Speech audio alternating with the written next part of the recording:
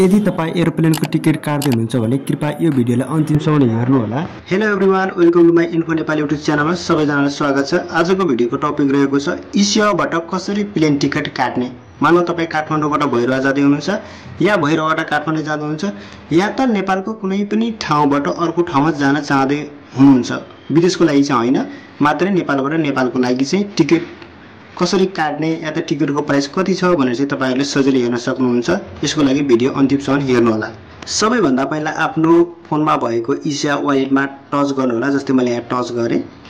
यति गरिसकेपछि तपाईहरुले यहाँ देख्न सक्नुहुन्छ एयरलाइन्स भनेर चाहिँ लेखिएको छ। यसमा चाहिँ तपाईहरुले टच गर्नु होला। सबैभन्दा पहिला तपाईहरु यहाँ नझुक्किनु होला। वन वे, टु वे र माउन्टेन भनेर चाहिँ तीन अप्सन दिएको छ। यसको मतलब के हो भने वन वे मतलब एक पटक मात्रै, टु वे भनेको चाहिँ जहाँ गएर फर्किन, माउन्टेन चाहिँ अब हिमालय भयो। त्यही भएर चाहिँ तपाईहरु एक पटक मात्रै जान चाहनुहुन्छ होला पक्कै पनि, त्यही भएर चाहिँ वन वेमा टच गर्नु होला।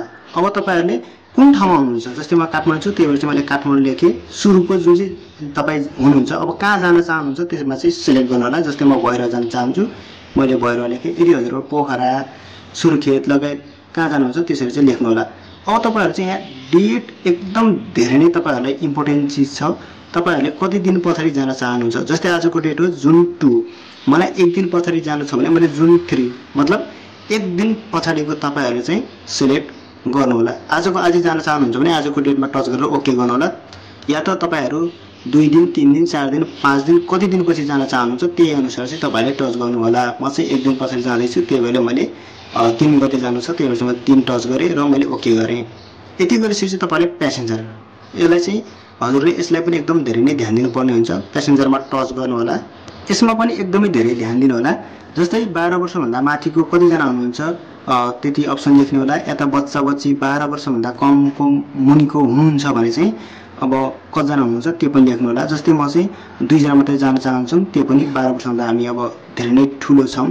अब तपाईहरुले यसरी नै एप्लाई गर्नु होला।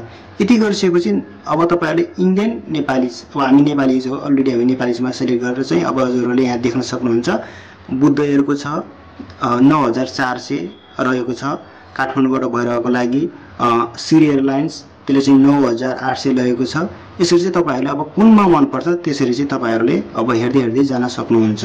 यहाँ धेरै अप्सन देखाइएको छ। एटी एयरलाइन्स, सिरी एयरलाइन्स र बुद्ध एयर गरी चाहिँ 3वटा देखाएको छ। म चाहिँ बुद्ध एयरमा जान चाहन्छु किनकि सस्तो छ। फ्लाइट डिटेल भन्ने अप्सन छ, हजुर टच गर्नु होला। त्यसपछि यहाँ देखाइएको छ लिमिट, अब हजुरको ब्यागको वेट चाहिँ 15 केजी भन्दा धेरै लग्यो भने चाहिँ निकालिदिन सक्छ। हजुरहरूले यसमा चाहिँ एकदमै धेरै ध्यान दिनु होला। त्यसपछि तपाईले सिलेक्ट दिस फ्लाइट भनेर यसमा टच गर्नु होला। अब आएर तपाईले सबैभन्दा ध्यान दिनुपर्ने यहाँ हो, यति गरेर हुँदैन, तपाईले तल छ बुक नाउ, यसमा चाहिँ टच गर्नु होला तपाईहरुले। त्यसपछि तपाईले फेरि यसमा चाहिँ टिक लगाएर प्रोसेस गर्नु होला। अब तपाईहरुले ध्यान दिनुपर्ने कुरा के छ भन्दाखेरि तपाईहरुले यहाँ माथि कन्ट्याक्ट नेममा आफ्नो नाम र मोबाइल नम्बरमा पनि मोबाइल नम्बर र इमेलमा पनि इमेल भर्नु होला। किनभने तपाईहरुलाई एयरपोर्टबाट चाहिँ यो नम्बरबाट चाहिँ कल या त मेसेज आउने छ तपाईको सिममा।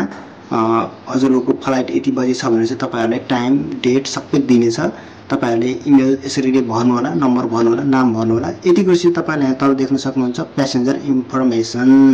तपाईले आइ एम अ प्यासेन्जर भन्ने ठाउँमा चाहिँ तपाईहरुले क्लिक गर्नु होला। त्यसपछि टाइटल छ, हजुरहरूले मिस हो कि मिस्टर हो। जस्तै म मिस्टर हो, मैले आफ्नो नाम राखेँ र मसँग एउटा मिसेस जाँदै हुनुहुन्छ, त्यही भएर चाहिँ मैले मिसेस लेखेँ।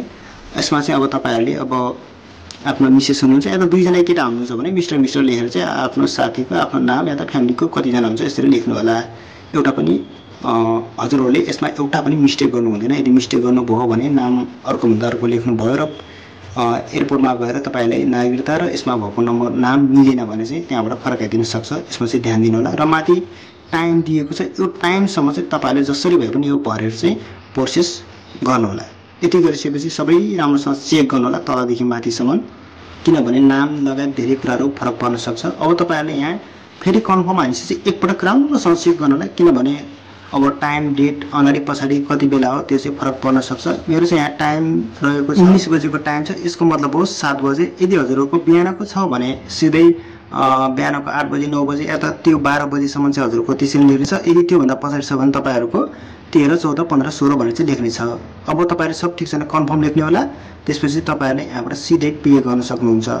जस्तै मैले पे गरिसकेँ र मलाई एयरलाइन्स अथवा एयरपोर्टबाट मलाई मेसेज आइसकेको छ तपाईको टाइम यति बजे भनेर चाहिँ यहाँ तपाईहरुले देख्न सक्नुहुन्छ। यसरी तपाईहरुले आउनेछ र त्यसपछि सबैभन्दा पहिला तपाईहरुले आफ्नो तोकिएको टाइममा चाहिँ करेक्ट टाइम भन्दा आधा घण्टा अगाडि चाहिँ एयरपोर्ट पुग्नु होला। एयरपोर्ट पुगिसकेपछि आफूसँग भएको एसियाबाट काटिएको जुन चाहिँ तपाईहरुसँग रसिद हुन्छ त्यो चाहिँ देखाउनु होला, या त मेसेज आएको हुन्छ तपाईको सिममा त्यो देखाउनु होला। त्यसपछि मात्रै हजुरहरुलाई त्यहाँबाट चाहिँ हजुरलाई रियल टिकट दिनेछ। तपाईले अनलाइन मात्र खरिद गर्नु भएको हुन्छ तर भित्र गएपछि हजुरलाई रियल टिकट दिन्छ। यसरी नै तपाईहरुले एसियाबाट सजिलैसँग प्लेन टिकट काट्न सक्नुहुनेछ। र साथीहरु आजको भिडियो यति नै।